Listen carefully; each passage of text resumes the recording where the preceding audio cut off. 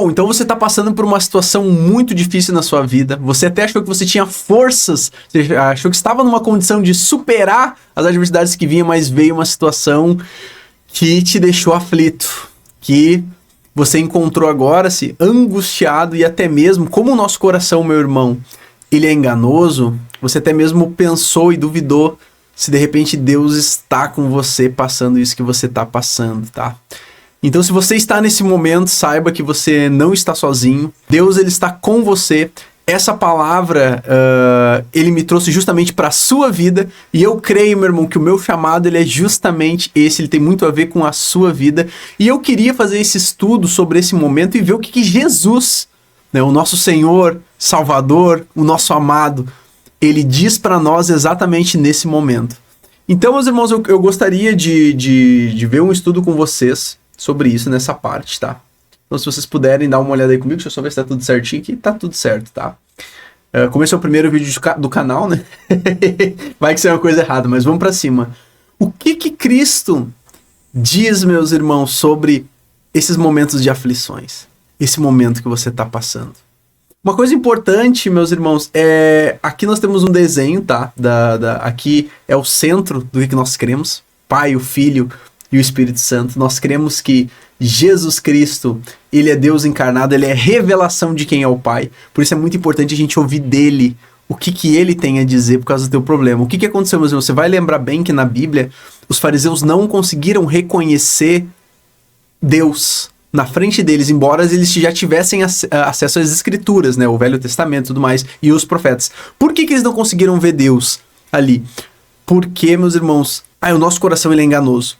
Eles muitas vezes usavam ali da palavra uma conveniência para sua própria vida, tá? Adaptavam a palavra à sua vida e não conseguiram reconhecer o caráter do Pai, o amor do Pai, embora a lei falasse, tudo apontasse para Jesus. Então, para nós não cometermos o mesmo erro, é sempre bom todo o ensinamento que a gente for explanar ou visualizar, ou a gente buscar revelação na pessoa do nosso Senhor e Salvador Jesus Cristo. Por quê? Porque ele é a revelação de quem o Pai é. Lembra que ele disse para Filipe, por acaso você não crê que eu e o Pai somos um, que eu estou no Pai está nele? Então, nele, ele é a revelação, ele é a representação de Deus aqui na Terra de uma maneira que a gente consegue olhar, imitar e ver o que ele faz, o que ele ensina. Então, quando Jesus fala na Bíblia, meus irmãos, a prioridade é máxima.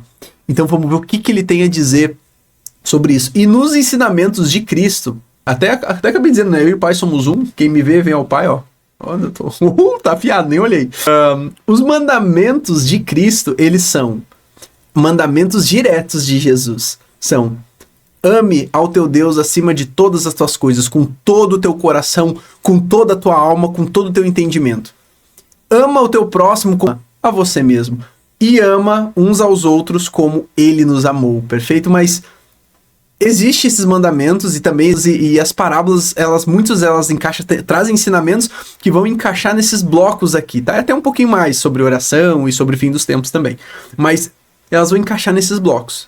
O primeiro bloco que eu quero chamar para você a vir comigo, ver o que Cristo quer falar para nós, ame a Deus acima de todas as coisas, ou seja, com prioridade absoluta. Então aqui, meus irmãos, a gente tem um detalhamento um pouquinho melhor de como que a gente deve cumprir esse primeiro mandamento, de amar a Deus acima de todas as coisas, com todo o nosso coração, alma, entendimento e forças. Primeiramente, com prioridade absoluta. Então a gente deve buscar o reino de Deus em primeiro lugar. Ninguém pode servir a dois senhores, como diz em Mateus, ninguém pode servir a Deus e ao dinheiro, né, ao mesmo tempo.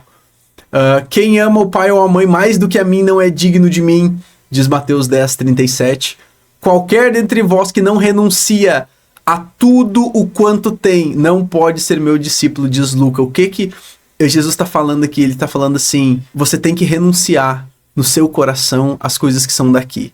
Porque qualquer coisa que a gente coloque como prioridade que não seja Deus, meu irmão, nos destrói, nos causa angústia. Se você colocar o dinheiro na falta do dinheiro, ele vai te corroer. Se for a beleza na falta da beleza, na velhice, vai te corroer. Se for a aprovação de alguém tá num pódio no seu coração acima de Deus, quando essa pessoa fizer alguma coisa pra você, vai te magoar tanto, meu irmão. Então Deus, ele é o nosso Senhor, ele nos ama, ele te ama. Ele nos ama tanto. Ele tem que ter a prioridade no nosso coração, tá? Então, a gente deve amar Deus com prioridade absoluta, perfeito? Com obediência como expressão de amor. Se me amais, você guardará os meus mandamentos. Aquele que tem os meus mandamentos e os guarda, disse Jesus, esse é o que me ama. Em João 14, 21. Então, aquele que olha para os mandamentos e procura cumpri-los para agradar ao seu Senhor, esse é o que ama a Jesus. Pouco adianta a gente dizer, eu amo-te, Senhor, eu amo. Vamos cantar uma música, eu amo Jesus. O nosso coração não obedece a Ele. Se Ele não tem a prioridade absoluta, se a gente não obedece Ele, devolvendo esse amor, e nós entramos então, com prioridade absoluta, que deve ser esse amor a Deus acima de todas as coisas. Ele deve ser feito como obediência, como expressão de amor. E ele também deve ser feito com confiança total. E é esse o ponto que nós entramos aqui, meu irmão. Com confiança total. Amar a Deus, colocar acima de todas as coisas, se aproximar de Deus, é a gente ter confiança no Pai. Confiança nele. Ele é o seu Pai. Pode confiar nele. Então diz a palavra, não andeis ansiosos, né? Mateus 6, 24 e 5. Pedir-se e dar-se-vos-á. Não estejais inquietos por coisa alguma. Antes façam, né, a oração e súplica com ação de graça. O que isso aqui está dizendo para nós? Nós não precisamos ficar ansiosos, tá? A gente deve confiar em Deus, na direção. Por quê?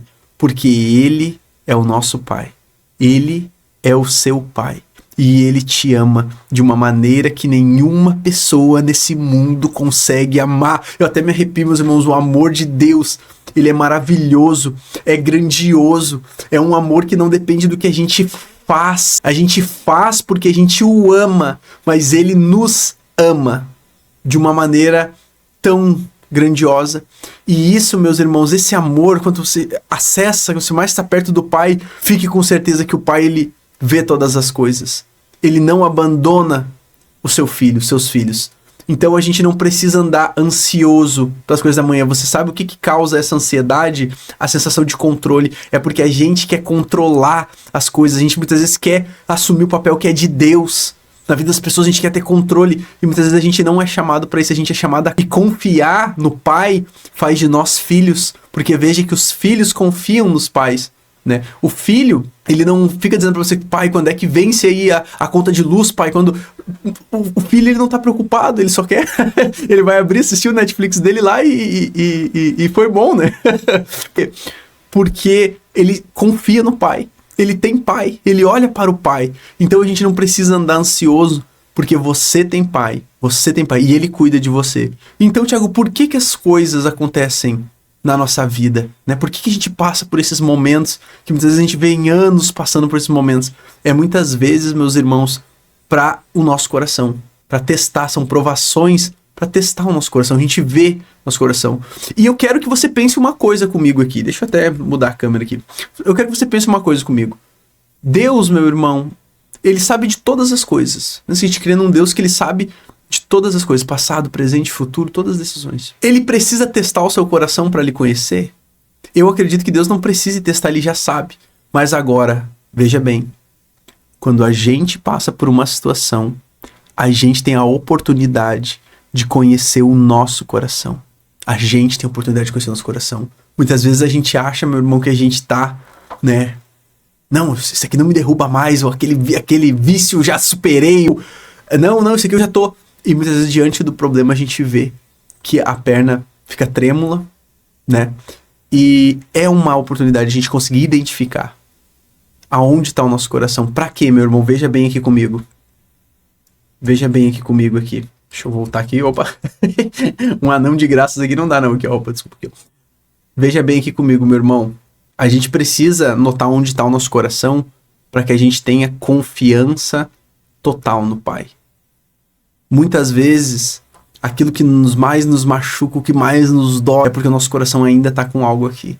Às vezes, quando falta o dinheiro, a gente entra no desespero, é porque a gente não tá com aquela confiança em Deus que a gente estaria. A gente não tá confiando que Ele é o nosso Pai. E uma coisa que eu preciso te dizer, Deus é o nosso Pai. Se Ele permitir passar por um momento, passe por esse momento com o seu caráter junto com o Pai. o grande segredo, meus irmãos, a gente passar qualquer situação com Deus, é a gente confiar que Ele é o nosso Pai e passar com Ele, junto com, em comunhão com Ele. Você lembra que Jesus, Ele estava com as multidões, Ele ia para momentos de oração, Ele saía para momentos de oração, para estar em comunhão com o Pai. Todos os homens de fé, os principais heróis que a gente chama da fé na Bíblia, José, Davi, eram homens que passaram por situações também. Só que o que eles faziam na situação de adversidade? Davi chegou a dizer: por que está aflito a minha alma dentro de mim?